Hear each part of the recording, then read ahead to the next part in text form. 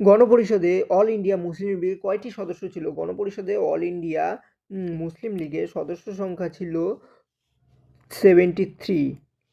গণপরিষদে তৎকালীন প্রিন্সলি এস্টেটগুলির কয়জন সদস্য ছিল? প্রিন্সলি এস্টেটগুলির সদস্য সংখ্যা ছিল 93।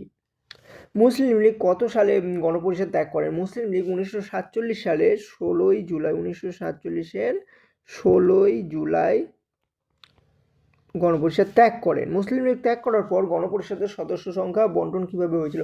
মুসলিম লীগ ত্যাগ করার ফলে গণপরিষদে মোট সদস্য সংখ্যা হয়েছিল 299, যার মধ্যে প্রদেশ থেকে নির্বাচিত হয়েছিল 229 জন আর প্রিন্সলি এস্টেট থেকে ছিল বাকি 70 জন। মাউন্ট ব্যাটেন পরিকল্পনা কত সালে হয়? মাউন্ট ব্যাটেন পরিকল্পনা হয়েছিল 1947 সালের 3রা জুন। গণপরিষদের উপদেষ্টা কে? গণপরিষদের উপদেষ্টা হলেন বি.এন. রাও। বি.এন. রাওয়ের পুরো নাম কি? বি.এন. রাওয়ের পুরো নাম হচ্ছে বেঙ্গল নারসিং রাও। ভারতের সংবিধানকে 1935 সালে ভারত শাসন আইনের ক্লোজ কপি কে বলেছেন? এন শ্রীনিবাসন।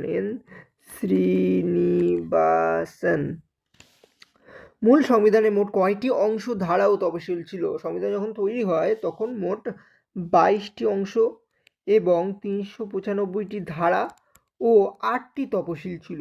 বর্তমানে সংবিধান কয়টি অংশ, ধারা ও তফসিল আছে? বর্তমানে সংবিধানের অংশ আছে 22টি এবং ধারা বেড়ে হয়েছে 448টি ও তফসিল বেড়ে হয়েছে 8 থেকে 12টি।